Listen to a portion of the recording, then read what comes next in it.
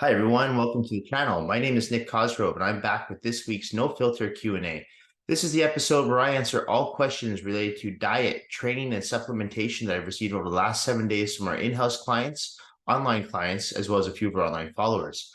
Remember, if you have any questions related to your nutritional plan, workout program, supplements you're taking, not taking, considering taking, please feel free to email me your questions at nick@foreverfitperformance.com, or you can also DM me your questions on my Instagram at @fitcosgrove_.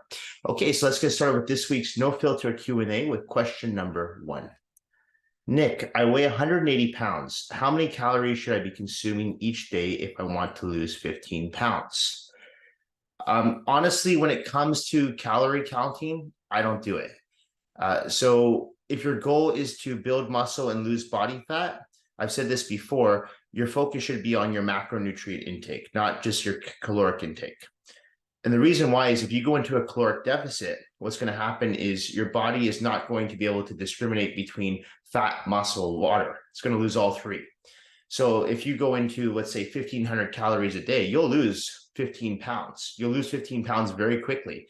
But most of that weight is going to be water and muscle. You might lose a little bit of body fat, but you're going to lose it at the risk of losing the muscle and water. So that's why I don't recommend going on severe caloric deficit diets or even counting calories. Instead, you should be counting your macronutrients. So if you're 180 pounds, my recommendation would be to start your diet at about 180 grams of carbohydrates. So 1 gram of carbs per pound of body weight. Fat, I would keep anywhere from 50 to 75 grams per day. And protein, I would go about 200 to 225 grams. Those are just ballpark numbers. I mean, I don't know what your activity level is. I don't know how often you work out. But just based on your body weight, those are the numbers I would plug in for your macronutrient intake. And then I would play around with it based on your results from a week-to-week basis. Because remember, when you start off with a nutritional plan, it's important that you make weekly revisions to your plan. Because if you stay with the same plan for 12 or 16 weeks, your body's going to become stagnant. It's not going to change. So as your body changes, your nutritional plan has to change with it. And that doesn't necessarily mean that you have to keep decreasing your macronutrients. Sometimes I'll put someone on a nutritional plan and I'll start them with, let's say, 200 grams of carbs. And after, say, 2 or 3 weeks of doing 200 grams of carbs, they've lost weight, but they're losing weight too quickly. So I'll increase their carbohydrates. I'll bring them up to, say, 250 grams of carbs, and they're still losing weight. And this usually happens, it's very common with people who are weightlifting. And this is why I tell people it's very important, if your goal is to lose body fat, to get on a good resistance training program. This is crucial. The more muscle you have, the more fat your body burns in a rested state, the more calories your body burns in a rested state. So if you're not weight training and your goal is to lose weight, you're making a big mistake. So I'd forget about counting calories. I'd be focusing on the macronutrient intake. And just to give you a ballpark, I would recommend, if you're 180 pounds, start off with 180 grams of carbs, okay? 50 to 75 grams of fat. And as I said, 200, 225 grams of protein, okay? And then go from there. If you're not losing weight, you might have to cut back a little bit more. If you're losing weight too quickly, you might have to add up a little bit more. It really depends on your activity level, your genetics, your lifestyle. So these are all things to take into consideration when you're designing a nutritional plan. If you need help with your nutritional plan, you can always DM me on my Instagram at @fitcosgrove_. I have an online coaching app where I work with lots of clients on their nutritional plans and their training programs, where I make weekly and bi-weekly revisions to your program. So if you're interested in that, you can DM me on my Instagram, @fitcosgrove_, or you can email me at nick@foreverfitperformance.com. All right, next question. Nick, is juice okay to drink? I thought juice was healthy, but there seems to be so much sugar and carbs in it. There is a lot of sugar and there is a lot of carbs in juice. So I don't recommend people consume juice on a daily basis. And if you are going to consume juice, just try to consume natural juice, not sugar added juice, right? Because a lot of juices have added sugar on top of the natural sugar already in there. That's why you're seeing on a nutritional label, you're seeing like a cup of orange juice can be 24 grams of sugar, right? Because they're adding sugar to it. So if you're going to drink juice, just drink no added sugar juice, so it has natural. But yeah, I wouldn't recommend consuming juice on a regular basis. Okay, I'm not a big fan of juice. Yes, it's packed full of vitamins and nutrients, but listen, you can get all those vitamins and nutrients just by eating clean foods like greens, spinach, asparagus, broccoli. You know, you can get those same vitamins and nutrients from having omega-3 eggs, avocado, natural peanut butter. So you don't have to go to juice, because all those foods I just listed are very low in sugar. And so if you can get the same vitamins and minerals and nutrients from the same foods, better quality foods, why not do that, right? So I don't recommend consuming juice. I'm not going to say juice is bad, because there's worse things out there. I mean, a can of Coke is much worse than a glass of orange juice, as long as it's not no added sugar orange juice, just regular orange juice. But if it's added sugar, I would say the added sugar of orange juice and a can of Coke are about the same. They're not good. Neither one of them is good. So I wouldn't recommend consuming juice on a regular basis. Every once in a while, it's fine. But as I said, try to stick to the juice that doesn't have any added sugar to it. All right, next question. Hi, Nick. I run close to 10 kilometers a day, but still can't lose the fat on my belly. My diet is pretty good for the most part. I don't lift weights, but I do Pilates. I do Pilates class twice a week, and we use some light weights for some exercises. Do you think I should add more kilometers onto my run or reduce my calories to help lose my belly? I think you should start weight training if you're not already weight training, because you didn't mention that you're doing any resistance training whatsoever. So as I mentioned in the first question, if your goal is to lose body fat, it's crucial to add resistance training to your training regime, okay? Because again, the more muscle you have, the more calories you're going to burn in a rested state. If all you do is rely on cardio to burn calories and to burn fat, your body's going to continuously rely on cardio to burn calories and to burn fat. Whereas with weight training, you can weight train for, let's say, 3 months and then take a week off from the gym. You're not going to lose any muscle, and your body will still be burning calories at a rapid rate because you're retaining that muscle, okay? So in this case, it doesn't sound to me like you're doing any resistance training. So my recommendation would be to add in a few resistance training workouts to that training split. I'd actually keep the runs at 10K. I wouldn't do anything. You say your diet's good, leave your diet alone, add in the resistance training and see what happens. You know, I can't tell you this enough. There's so many people that will come work with me and say, I'm doing everything I can. I'm, running 45 minutes like you are, 60 minutes a day. They're in a caloric deficit diet, and they can't lose that stubborn body fat. So you got to start adding weight training to your routine. Weight training will help you lose body fat. I promise you. I guarantee it. I've seen it done time and time again. I've done it myself. So it works. If you remember, cardio is one component, okay? Resistance training is another component, and dietary nutrition is the third component. If you want to lose body fat, build and preserve muscle, and perform at an optimal rate, you have to include all three. It's crucial, okay? So it's a formula, that 1, 2, 3 combo: cardio, weights, diet, okay? If you follow that formula, I promise you, you will be amazed by the results that you achieve with your physique and your health, okay? So all I would do is I'd start adding maybe 2 or 3 weight workouts in a week. If you're not sure, if you're unfamiliar with the gym or you feel uncomfortable, hire a personal trainer for a few sessions, join a few group class sessions, right? There's ways around this, and I promise you're going to notice a huge difference in your physique and your health. All right, next question. Hi, Nick. I've been training for the Grand Fondo. I'm sorry if I pronounced that wrong. The Grand Fondo ride from Vancouver to Whistler. The ride is 122 kilometers. I'm riding 70 kilometers 5 times a week right now. The rides are getting better, but I'm also tired and depleted from my workouts in the gym right now. Do you think I should take some time off from the gym until the race is over, or just go lighter on the weights for now? Well, of course your body's depleted. If you're bike riding 70 kilometers a day, you're exerting tons of energy. You're burning tons of calories. So if you're not consuming those calories back in and you go for the weight training session the next day or later on that day, yeah, your body's going to be depleted. So rather than take time off from the gym or go lighter, my recommendation would just be to make sure you're fueling your body properly again. So if you're going for a 70K bike ride, I would be replenishing your glycogen storages with more complex carbohydrates. You might have to consume more oats, more yams, more brown rice, more quinoa. That's going to really help replenish those glycogen storages, making sure you're getting an adequate amount of fats as well. Protein should remain relatively high, because now you're exerting more energy, you're burning more calories, you're more active, you need more calories, you need more macronutrients. So you can't do the same diet you were doing a month ago when you weren't doing any bike riding, you were just weight training. You need to fuel your body more, okay? It's like driving a car. If you drive a car for 20 miles, you only need a certain amount of gas. But if you drive a car for 100 miles, you're going to need more gas. So same thing, you need to fuel your car, fuel your engine, fuel your body. So if you're doing more activity right now, which it sounds like you are, bike riding 70 kilometers a day, I would just be trying to get in at least an extra 1 or 2 meals, making sure you're hydrated. So, you might have to be drinking an extra 2-3 liters of water. I would put some electrolytes in that water. A product that I like to use is called Extend. It's a BCA flavored, just like a watermelon flavor. It has different types of flavors.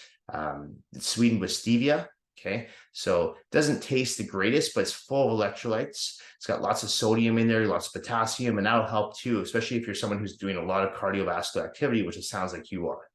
Okay, so my recommendation would be to increase your calories. I don't think you have to worry about putting on fat. If you're bike riding 70 kilometers a day right now, 5 times a week, you can consume a lot of calories. Just make sure you're consuming good calories. So if you're someone who consumes, let's say, 5 meals a day, I would increase that to 7 meals a day. Okay, and just make sure that you're getting in enough nutrients. So I'm not saying go have pizza and ice cream. I'm saying having maybe another meal, another salmon and brown rice meal, right?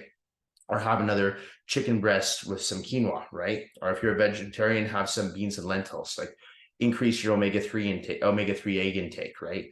So that's what I would do, because if you're feeling depleted for the gym, that's a sign right there that your body needs those nutrients right now, because you're doing extra activity. You don't want to overtrain your body. So at the same time, I don't think you have to take time away from the gym, because remember, bike riding and weight training are 2 completely different activities. So you're not really overtraining the body. One's more cardiovascular and one's for your muscular system.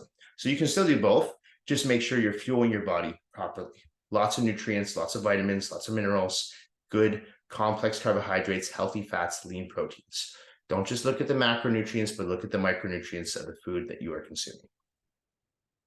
Okay. Hi, Nick. Should I be weighing my meats cooked or uncooked? Also, what about yams and rice? Cooked or not cooked? Thanks, Nick. My recommendation when you're weighing your meats, always weigh your meats after they're cooked. Okay. And the reason for that is, let's say, chicken breast, for example. Chicken breast is usually packed in water, sodium. So it's going to typically, like 1 chicken breast, if you weigh it raw, it's going to typically weigh close to from 1 to 2 ounces more as opposed to when you cook it. Because when you cook it, you're going to lose all that water, right? So, and some of the sodium as well. So I always advise my clients when they're weighing their meats to weigh them cooked. When you're weighing your yams and sweet potatoes, same thing. I recommend weighing them cooked. Okay, that's not a huge deal when it comes to the yams, because they're pretty much, especially if you're just putting them in the oven on a pan, they're going to weigh the same if they're cooked or if they're not cooked. But it's just easier to weigh them once they're all cooked, especially if you're cooking in bulk, right? Because then you can just prep all your meals at once, chop it all up, have it all cooked up, and then put it on the food scale. It's all done. I mean, just before I did this podcast today, I cooked up probably 48 meals. Took me an hour. Done. Right. With rice, I mean, I don't weigh my rice. I usually advise people just to measure their rice, but measure it cooked. So once the rice is cooked, take out, like I say, a measuring cup, 1 cup of cooked rice, put it in your glass Tupperware, done. Okay. It's much easier than trying to measure half a cup of uncooked rice, and especially if you're cooking in bulk, it's much easier. So that's my recommendation. Same thing with oats. You measure your oats raw and just throw it into the, or sorry, I should say it's the opposite of oats. That's what I meant to say. So with oats and cream of rice, what I typically recommend is you measure it raw. So say 1/3 of a cup, and then you cook it because it expands, right? So when it comes to meats and vegetables, I recommend weighing them cooked. And when it comes to stuff like oatmeal and cream of rice, I don't recommend weighing it. I just recommend measuring it, measure it raw. And when it comes to rice, whether you're having brown rice, white rice, or quinoa, measure it once it's cooked. It's just easier. Okay. Hi, Nick. Are there any exercises that you would consider to be overrated, not effective, or dangerous? That's a really good question. There are a few, but if I were to really focus on, like, say, one exercise that I'm not really a huge advocate of, it's deadlifts. And even though I will give deadlifts to some clients, and even though I have videos of deadlifts on my online training app, I don't usually recommend, well, first of all, I don't recommend beginners do deadlifts. And also, even people, once they get more advanced in their training, like I haven't done a deadlift in over a decade. I just find the risk to benefit ratio doesn't make any sense. There's way more risk to benefit when it comes to a deadlift. Anything could go wrong with a deadlift. Another thing I find with deadlifts is when people do them the next day, their lower backs are so sore, it really causes issues with other workouts. Maybe you can't squat as heavy on a leg day, right? Maybe you can't do an arm workout as maybe you can't do as heavy on your curls because your lumbar region again is so sore from the deadlifts. Maybe you can't do straight leg deadlifts for your hamstrings or hamstring curls because your hamstrings are tight from the deadlift. So I just find deadlifts to be an overrated exercise and all. I know people swear by it and say it's a mass builder and it works all your muscles, and I've never bought into that. It's an exercise that I personally avoid. And like I said, the only people I usually give deadlifts to are the people who really want them in their plan. Like, oh, I love doing deadlifts. I'm like, that's fine. But one thing I do with every client that I have doing deadlifts, I always put deadlifts at the end of the workout, never at the beginning. And the reason I do that is at the end of the workout, they're tired. They're warmed up, but they're tired. So they're not going to be able to A, lift as much weight, and B, because their joints are all warmed up now, there's a lesser chance of them getting injured, right? In my experience, people, when it comes to injuries, people usually get injured more towards the beginning of the workout because they're not warmed up properly and then they go too heavy too quickly. Okay. But towards the end of the workout, even though, yes, you're drained, you're tired, you're fatigued, you're depleted, your muscles are all warmed up. The blood is flowing, your synovial fluid is flowing. So the chances of getting injured are less and less. So if I do put deadlifts into a program, I will typically put them in towards the end of the program for that reason. And because we're not going to be able to lift as heavy. You're at the end of the workout. If you worked out hard, you're not going to be able to lift as heavy on a deadlift at the end of your workout than you would at the beginning. So therefore, you kind of bring up that benefit to risk ratio a little bit more, right? So there's still a risk though. And so, yeah, if I were to think about it right now, that's the one exercise that comes to mind. There's a few others like behind the neck pull downs. I'm not really a big fan of doing those either, mostly because most people do them incorrectly and because people are so tight in the rhomboids and the trapezius that, they just don't do it correctly. They're not engaging the lats. So I'd rather people do a regular lat pull down than a behind the neck lat pull down. So that's another one of those exercises that I've never really been a huge advocate of having people do in the gym. Dumbbell pullovers. Again, that's one of those exercises. It's one of those old movements from the 70s and 80s. I do like the stretch it gives for the serratus anterior. That's when you grab a dumbbell and you come up overhead and you bring it back over. There's also machines that do that as well, but honestly, I don't see the benefit in that exercise. So it feels like a good stretch. That's about it. But deadlifts, without a doubt, would be the number one exercise that I feel is overrated and it's just too dangerous. So I really don't advise people to do it. And as I said, if I have a few people that really like doing deadlifts, I always put the deadlifts in at the end of the program. Whether I'm working with them in person or online, the deadlifts are always at the end of the workout, never at the beginning. All right, next one. Nick, what do you recommend to eat when going out to restaurants? Sometimes it's hard when there's really nothing that clean on the menu.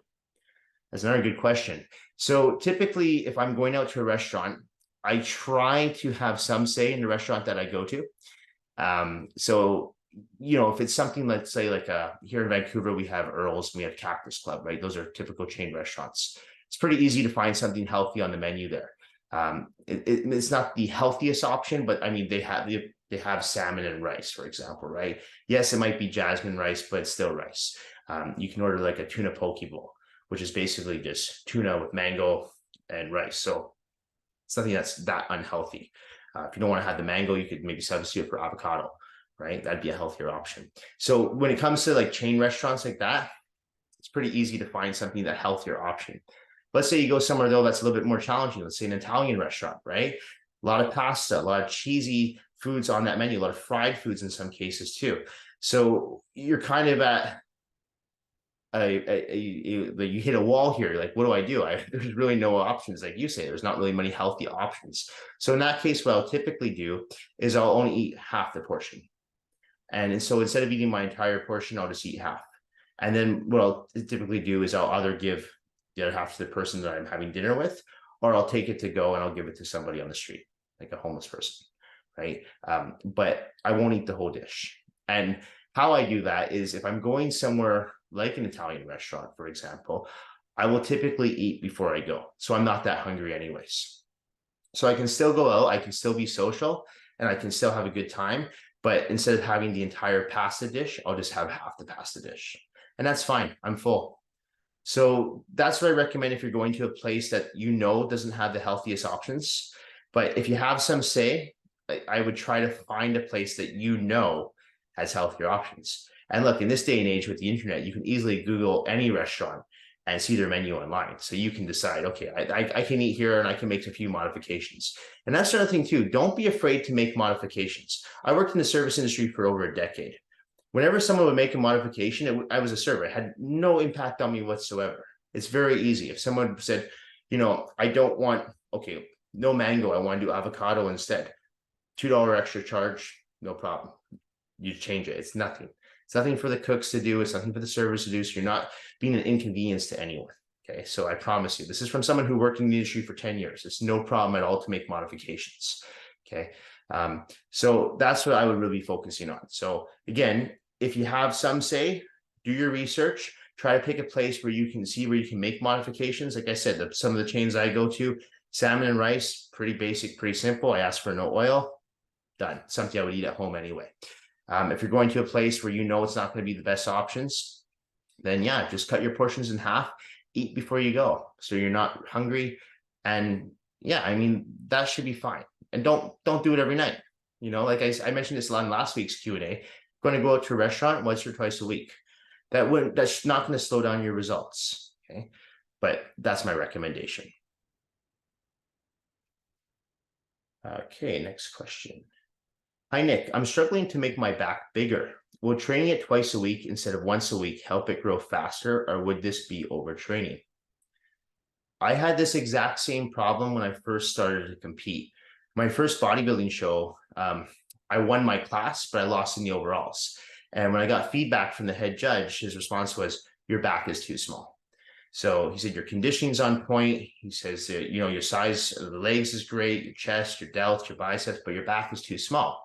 So what I did was I actually added another back day to my routine, to my training split. So I was following a 6-day training split. So I just changed a few things around and added an extra day to my back. But what I did was I created what I call a row day and a pull down day. So let's say one day consisted of bent over barbell rows, T-bar rows, wide grip cable rows, and maybe one arm dumbbell rows. And then the second day, which I'd usually space them out, would be an overhand grip lat pull down, a closed grip lat pull down, a reverse grip lat pull down, and maybe a few chin ups, right? So I was still working the back, but I was working it from different angles. And one day, as I said, was primarily a pull day, a row day, and the other day was a pull day. So I was working what we call the width of the back, and then I was working the thickness of the back. So I found that did help because I did that for about a year. And then when I stepped back on stage, when I looked at my comparison shots in the back, my back had grown. So that worked for me. I'm not saying that's going to work for you, but that's what worked for me. What I didn't do, and thankfully I didn't do this, was I didn't do the same back routine. So I didn't go into the gym and do a row and pull workout on, say, a Tuesday and go back on Thursday and do the exact same routine again. So I was still just hitting the back from different angles. And one thing to remember too, the back is the largest muscle group in the human body. It's not the legs. A lot of people think it's the legs, but it's actually your back. Your back has so many little muscles in the whole area. Never mind your latissimus dorsi, your rhomboids, your scapula, your trapezius. It's got all kinds of different areas that you can hit from different angles. So it can be trained twice a week, but you just have to be smart and efficient with how you train it. So my recommendation would be to create a row day and to create a pull down day. If you actually do join my online coaching app, I do have that in my workout programs that are completely free, by the way. And you can see I have a pull down day and I have a row day. So you can just copy and paste that and go with it. And try that out for a few weeks and see if you like that. So that's what worked for me. As I said, I don't know if it'll work for you, but I've done that with a few of my guys over the years who competed, and it seemed to help them as well. So create a row day, create a pull down day, but I would recommend at least spacing those days out 2 or 3 days apart, just to give your back some time to recover. Because even though you are doing, let's say, a lat pull down, you are involving still those muscles that you were rowing with. So you want to give them a little bit of a rest, right? So don't hit them on back-to-back days. But that's my recommendation. See how that works. Try it out for, never mind a few weeks, try it out for a few months and take photos. Do a back double bicep and then take that photo and then say 3 months later, take another photo in the exact same lighting, exact same room, and see if you notice a difference. Okay. Chances are you will, because you're going to train those muscles more frequently, and that should help. I don't think it's going to lead to overtraining. No, just don't do it more than twice a week, and don't do the same workout twice a week. Okay. Nick, lately I've been feeling really faint and lightheaded in the gym when I train. I've had to stop my last 3 workouts early as I felt like I was going to pass out. I tried eating some oatmeal before I trained, but it doesn't seem to help. Is there anything I can do to fix this? Go get blood work done immediately. Okay. Don't wait. Go get your blood work done. Blood work will tell you exactly what's going on with your body. You could be pre-diabetic. Okay. You could just suffer from low blood sugar levels. That's fairly common. Or you might have something going on with your insulin. You might be insulin resistance, right? So it's good to go get your blood work done, because blood work will tell the whole story. I had this happen to a client a few weeks ago, actually, and his energy just dropped. His blood sugar dropped. You could tell he just went down. He didn't faint, fortunately, but his energy levels went from 100 to like 0 in a matter of seconds. So, I ran to the store, got him a Gatorade, a real Gatorade, not the Gatorade Zero, the Gatorade with tons of sugar, electrolytes, gave it to him. Within 5 minutes, he felt immediately better. So that was telling me that his blood sugar levels were really low. Oddly enough, he hadn't eaten all day. So when we were training at like 4 o'clock in the afternoon. So it wasn't that hard to play detective there. But at the same time, I said to him, go get blood work done. And all that came back in his case was a vitamin D deficiency. I don't really think that was related to the blood sugar crash, but now he knows to have something on hand. Fortunately, he's not pre-diabetic, but he just knows to have something on hand, like a candy bar or a juice box, just something that's quick acting sugar. Okay, just in case you do get that feeling quite a bit in the gym, it will help. Don't worry about the sugar or the calories. If you're someone who's starting to feel faint, you want to get that sugar into your body right away. Okay. And that's why I say like a real Gatorade, like full of sugar. Usually I don't recommend that, but if you're someone who's starting to feel faint at the gym, it's good to have that on hand, or a juice box, right? But go get your blood work done, because you could be pre-diabetic, right? And you won't know unless you get that blood work done. And this is another thing why I tell a lot of my clients, I'm like, you should be getting your blood work done at least once a year. I get mine done twice a year. A lot of people call me anal retentive doing that, but I like to know what's going on in my body, right? I like to understand what's going on. So if I go for a period of time and I'm starting to feel faint in the gym, I know something's going on with my body. But the only way I'm going to find out what it is if I get my blood work done, right? So get your blood work done. Could be multiple things. It could be your diet. I don't know. I don't do your diet, so I don't know what you're eating. But chances are is that if you're feeling faint and it's something that's happening quite a bit during your workouts, that could be a blood pressure issue. Like I said, it could be low blood sugar levels, could be insulin resistant, it could be multiple things. But the only way you're going to truly know what's going on is to get your blood work done. Okay, so it takes nothing. If you don't have a family doctor, you can go to a walk-in clinic and just get a requisition form to go get blood work done. Here in BC, I think across Canada, we have Life Labs. It just takes a few days. You get everything done, and that's it. Not hard to do. So do it, and don't be stupid. Like, don't put your head in the sand and say, oh, I'll just get through this. Maybe you will, but that's serious. So you want to take it very serious. If ever you're starting to feel faint or lightheaded in the gym, and it's something that's happening quite often, it's not just a one-off, you definitely need to go get your blood work done. All right. Last question. Hey, Nick, I know you don't like people taking selfies in the gym, but what are your thoughts about filming content for your business in the gym? I see that you have lots of videos and photos of yourself in the gym, so wondering if you've changed your mind on this over the years. Nope.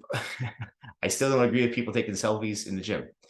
No, I don't care if people take selfies in the gym. I make fun of it, but I could care less. Where I take issue is with personal trainers and coaches using their clients as marketing tools without their permission. And I've always taken the same stance on this because I've seen it. I've worked in private gyms, studios full of independent contractors and trainers who will literally stick a phone in their client's face while they're doing the exercise, take a video of them, post it on their Instagram, and then say, this is my client, blah, blah, blah. Look how great he or she is doing. You want results, train with me. Meanwhile, that client hasn't given that trainer, any permission to put that video up whatsoever. And at the same time, sometimes the client will be like, yeah, I guess I'm okay with it, but really they're not. Okay, so what I've always done over the years is, if you look at my website, all those photos on my website are from a photo shoot that we do annually. So all those clients, when they come in to do those photo shoots with us, we either reward them with discounted private training sessions or complimentary small group class sessions or discounts on training packages. So they're being compensated to come in, and they're mock workouts. They're not real workouts, right? They're staged, but it gives an idea for new clients as to what we offer. They get to see the facility, and that's the marketing I do with using clients. Okay. But to be honest with you too, when I'm working with a client, I'm so focused on that person. I honestly, a phone for me would be a distraction. Taking out a phone and videoing them, and no, I need to be hands-on. You talk to any of my clients, I'm usually hands-on with them. Not to sound inappropriate, but I'm touching them a lot. I want to feel the muscles. And I always tell them, if I can't feel the proper muscle groups contracting and squeezing, there's no way that they can. Okay. So by me playing with a phone and putting it in their face and doing all these angles and adding a TikTok video to it, no, that to me is Mickey Mouse. It's nonsense. It's unprofessional. My clients know that when they come into our training facility with our trainers, that we respect their privacy.